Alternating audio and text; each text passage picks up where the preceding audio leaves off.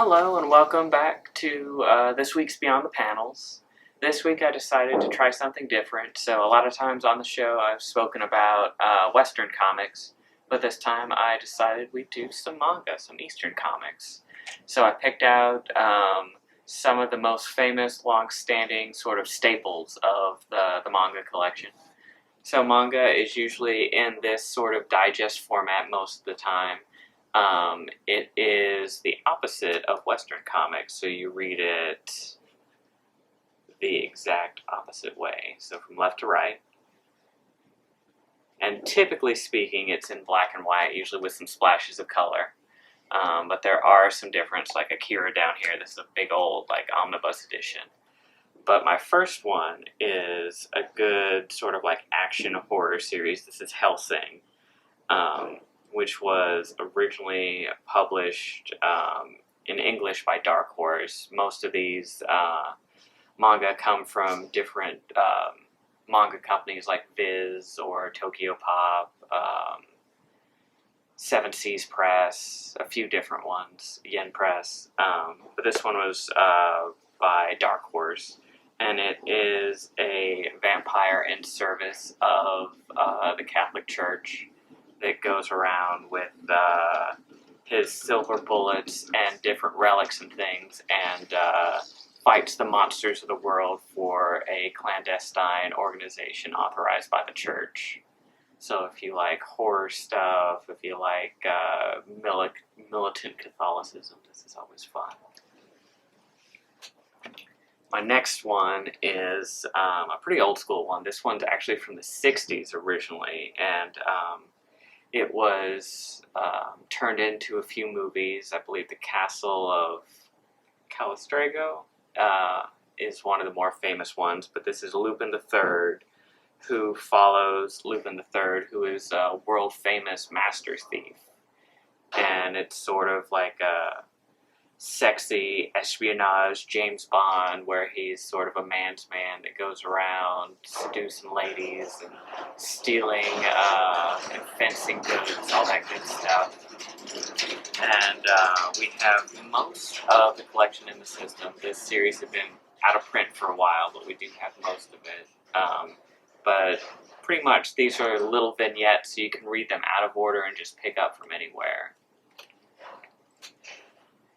My next one is another famous anime and manga character, Vash the Stampede, and the series is called Trigun, and it takes place in the future, and it follows Vash the Stampede, that is a mysterious and very polite and super nice assassin who went into hiding years ago, and it's all these bounty hunters and would-be gunslingers come to find him to learn his secrets or to collect the bounty on him. And then it follows a whole arc about him and sci-fi action. So this is a fun, old-school sci-fi series. My next one is a samurai story. It's a samurai, like, romance, comedy, action called Rurouni Kenshin. And it follows a Rurouni, which is sort of similar to Ronin, which is a masterless samurai. And it follows this samurai that went into hiding and changed his name after he sort of got into some stuff with the military leaders of Japan after the Edo period, because this takes place in like 1878, which is in the Meiji Dynasty. And it follows him around as he swears never to kill again. And we actually have the full run of this in the system as well as the anime. The books itself are 28 different volumes, so it's definitely a saga. I do have a soft spot for samurai type stuff. In the past, I know I've spoken about Blade of the Immortal and Lone Wolf and Cub, but this is another good samurai one. And then the next one is Yuyu Hakusho, which is another really popular anime, and it follows this juvenile delinquent who was always kind of a bad seed and just on a lark saved a small child from dying by jumping in front of them, and his death so confused the underworld, they were not ready for him and did not even expect him to do a good deed. So he was given a second chance at life, and after he passed the trials, became a spiritual detective. So it's like a paranormal mystery series that's pretty awesome. My next one is Mobile Suit Gundam, which is a really long-running series, and of course has giant robots, as one does. This one is a fairly new series, but it's based on the original 1979 anime, and it was actually written and drawn by one of the character designers off the original anime, and it takes place in the future, and it follows the war between the Earth Federation and space colonists, and their utilization of Gundams, which are giant robots. So this is a great place to jump on if you've never read any of Gundam before, or if you've watched some of the anime. My next one is Akira, which is a famous anime and just a huge series. I believe it is 6 volumes. This is the nice, super fancy deluxe edition. But it was written in the 80s, and it was set in the post-apocalyptic world of 2020. So, and it follows the breakout of a pandemic, and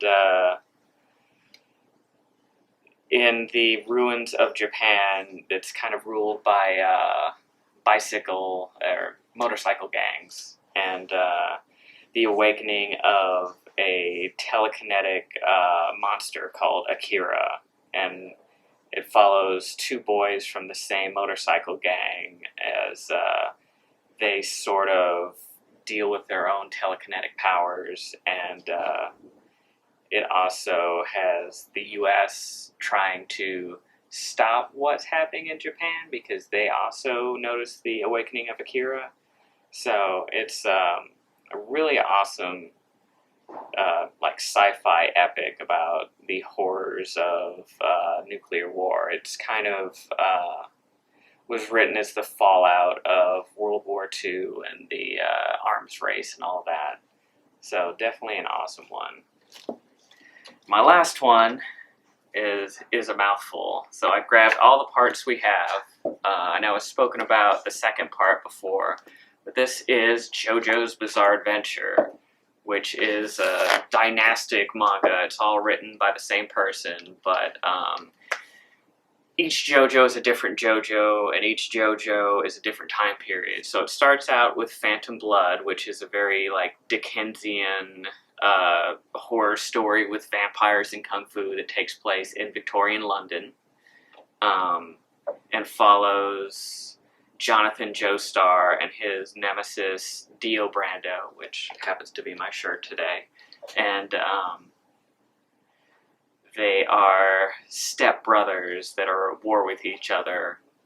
And the second one follows Jonathan's grandson Joseph as the onset of World War II in like 1930s, and in the first one, Dio becomes a vampire through a relic, and this follows the creators of the relic that are ancient Mayan super vampires, and it has Joseph learning kung fu and in a race to find a special relic that will turn them into ultimate vampires.